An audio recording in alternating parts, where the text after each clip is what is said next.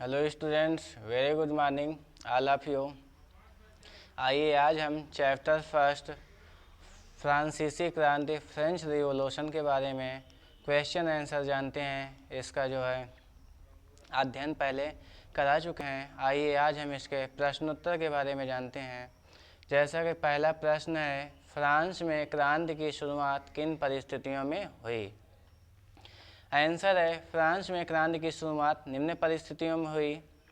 पहला है अपना राजनैतिक कारण, दूसरा है फ्रांस की आर्थिक परिस्थितियां। राजनैतिक कारण में क्या कह रहा है, तृतीय स्टेट के प्रतिनिधियों ने मिराबियो एवं आबेसिये के नेतृत्व में स्वयं को राष्ट्रीय सभा घोषित कर इस बात की शपथ ली कि जब तक वे लोग सम्राट की शक्तियों को सीमित करने तथा अन्यायपूर्ण विशेष अधिकार वाली सामंतवादी प्रथा को समाप्त करने वाला संविधान नहीं बना लेंगे, तब तक राष्ट्रीय सभा को भंग नहीं करेंगे।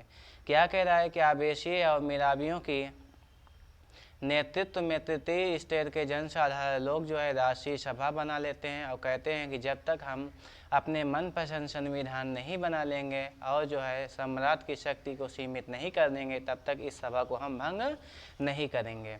दूसरा कह रहा है फ्रांस की आर्थिक परिस्थितियाँ, और यहाँ पे जो है क्या है कि लुई 16वां जब 1774 ईस्वी में फ्रांस की राजा बन जाता है, तब जो है क्या होता है कि कुछ ज़्यादा ही क्रांति में आग लग जाती है और जो है और तेज़ी से क्रांति होने लगती है। फ्रांस की आर्थिक परिस्थितियाँ, बोबो वंश का लुई 16वां 1774 में फ्रांस का राजा बना। उसने ऑस्ट्रिया की राजकुमारी मैरी एंटोइनेट से विवाह किया।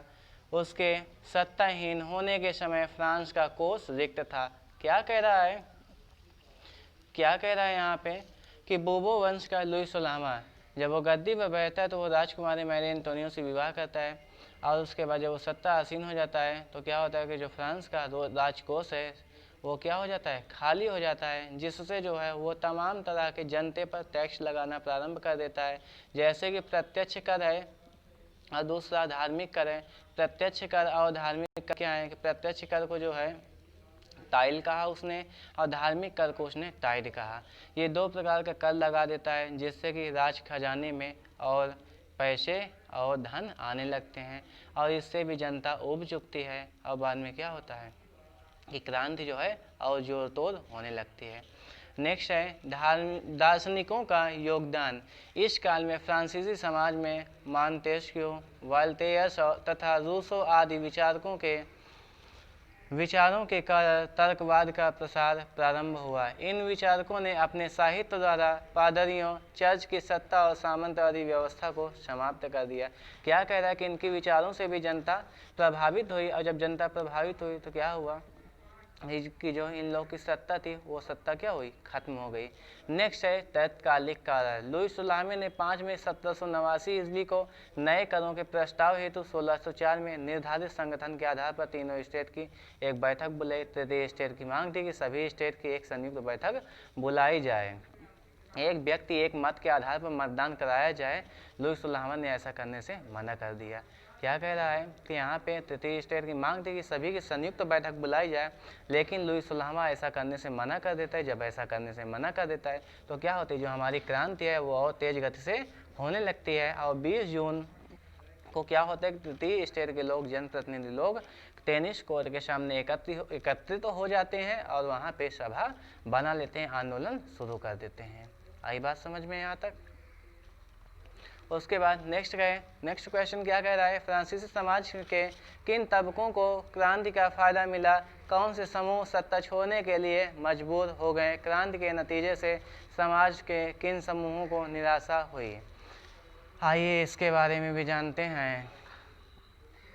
क्या कह रहा है, फ्रांसीसी क्रांति से सर्वाधिक लाभ तृतीय स्टेट के धनी सदस्यों को हुआ। तृतीय स्टेट में किसान, मजदूर, वकील, छोटे अधिकारीगण, अध्यापक, डॉक्टर एवं व्यवसायी शामिल थे। क्रांति से पहले इन्हें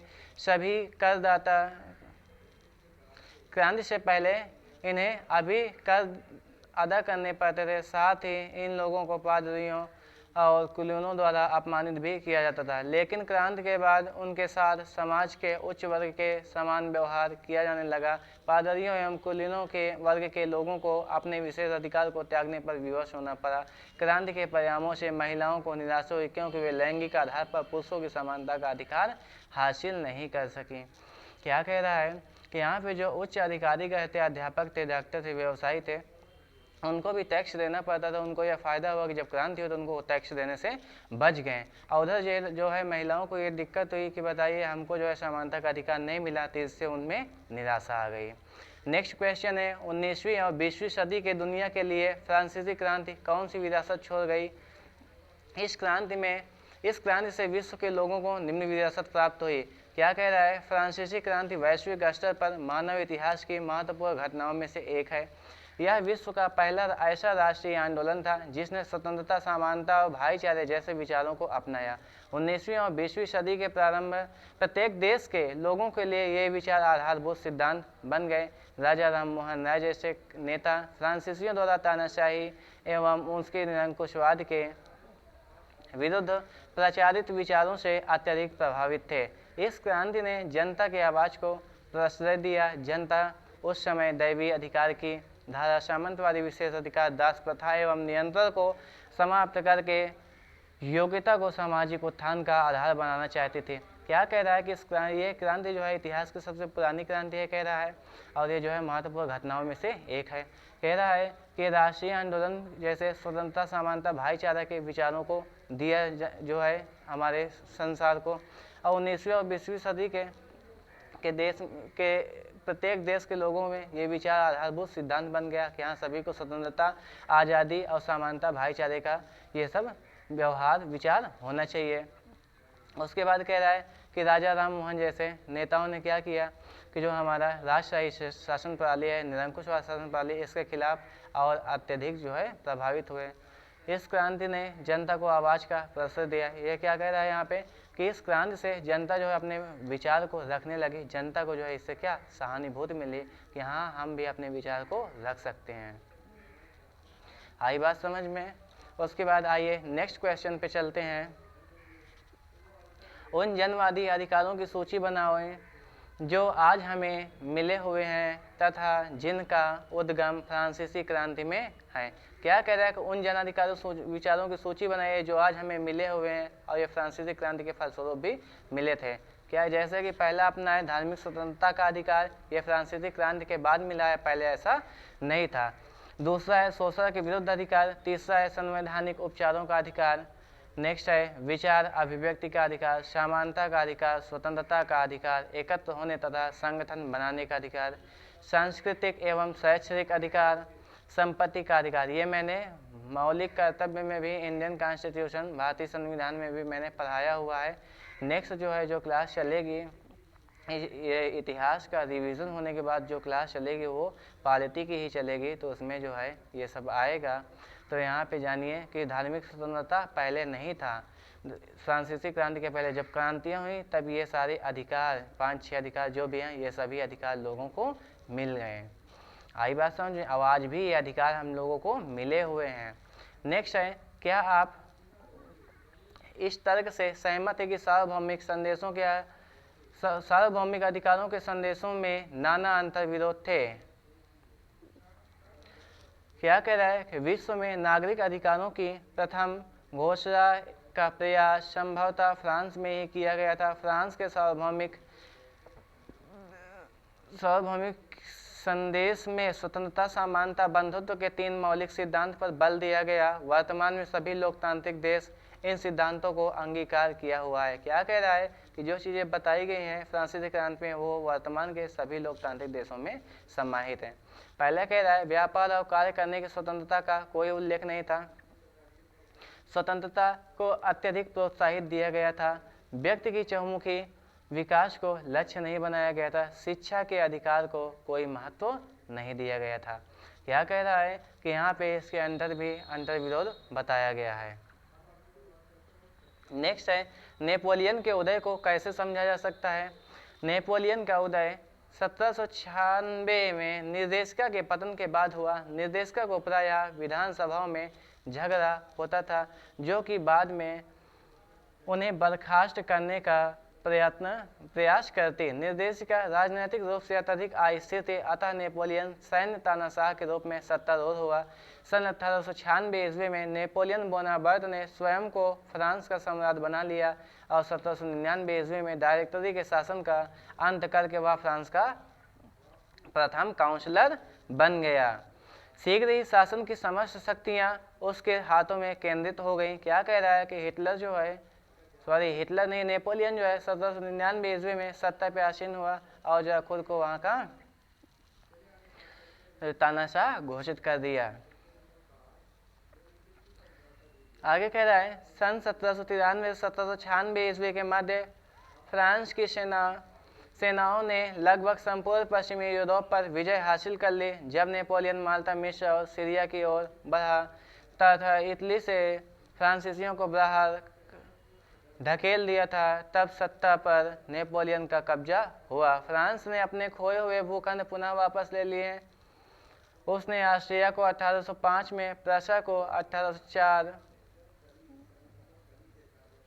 में, लगभग सारे यूरोप देश में मिलकर 1813 में लिब्जी में फ्रांस को परास्त कर दिया। इन मित्रों की सेनाओं ने सफल प्रयास किया। नेपोलियन ने अपने शासनकाल में निजी संपत्ति को सुरक्षा और नापतोल की एक समान दशमलव प्रणाली संबंधी कानून बनाए। क्या कह रहा है कि नेपोलियन का उदय बताया, उसके बाद नेपोलियन ने क्या बदलाव किया ये भी बताया हुआ है। आइए नेक्स्ट क्वेश्चन पे चलते हैं।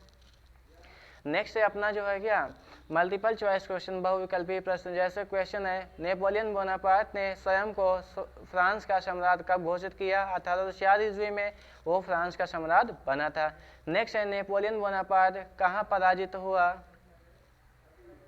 वाटरलू में, क्योंकि वाटरलू में क्या फ्रांसिया, ऑस्ट्रिया और ब्रुसेल्स ये तीनों देश ने मिलकर फ्रांस पे का जो है युद्ध कर दिए थे, जिससे नेपोलियन जो है हार गया था। नेक्स्ट है इनमें से कौन तृतीय स्टेट के सदस्य नहीं है? कुलीन होगा, क्योंकि कुलीन को जो है विशेष अधिकार है, ये शायद प्रथम स्टेट में आते हैं। 18वीं सदी के फ्रांस में जिस सामाजिक समूह का उद्भव हुआ उसे किस नाम से जाना जाता है? मध्यम वर्ग के नाम से जाना जाता है। प्रत्यक्ष कर को क्या नाम दिया गया? अभी मैंने पढ़ाया था, क्वेश्चन में आया था टाइल्स। और जो धार्मिक कर था उसको क्या नाम दिया गया था? टाइड नाम दिया गया था। आई बात समझ में? नेक्स्ट है जैकोबिन क्लब के सदस्य कौन थे?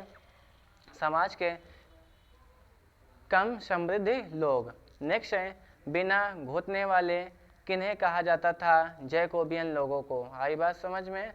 नेक्स्ट क्वेश्चन पे आते हैं। बिना घुटने वाले लोगों द्वारा पहने जाने वाली लाल टोपी किसका प्रतीक है? आज़ादी का प्रतीक है। नेक्स्ट है आतंक का साम्राज्य किस आबादी को कहा गया है? 1793 ईस्वी से 1794 ईस्वी को आतंक का समाज कहा गया है। नेक्स्ट है डॉक्टर गिलोटिन वह व्यक्ति था जिसने गिलोटिन का आविष्कार किया था। ओलम्स दे गुइज कौन थी? क्रांतिकारी फ्रांस की सक्रिय राजनीतिक महिला थी। बास्टील पर आक्रमण कब किया गया? 14 जुलाई 1789 ईस्वी को बास्टील पर आक्रमण किया गया था। राष्ट्रीय सभा ने संविधान का मसौदा कब पूरा किया? 1791 ईस्वी में। आई बात समझ में? इस प्रकार ये अपना चैप्टर फर्स्ट का जो है क्वेश्चन आंसर भी हो चुका है। जो बच्चे वीडियोस नहीं देखे हुए हैं वीडियोस देख लेंगे।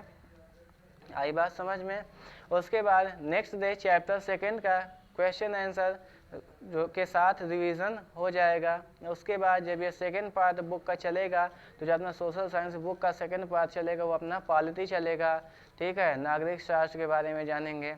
और जो बच्चे इंडियन कॉन्स्टिट्यूशन भारतीय संविधान का वीडियो नहीं देखे हुए हैं उसमें मौलिक अधिकार के बारे में मैंने बताया हुआ है, वो वीडियो पहले देख लेंगे। क्योंकि पॉलिटी पढ़ने से पहले आपको बेसिक चीज़ें पता होनी चाहिए, उसमें मैंने बेसिक चीज़ें बताया हुआ है। उसके बाद फिर हम लोग पॉलिटी पढ़ेंगे। आई बात समझ में? आज तक के लिए बस इतना ही। Thank you, bye bye.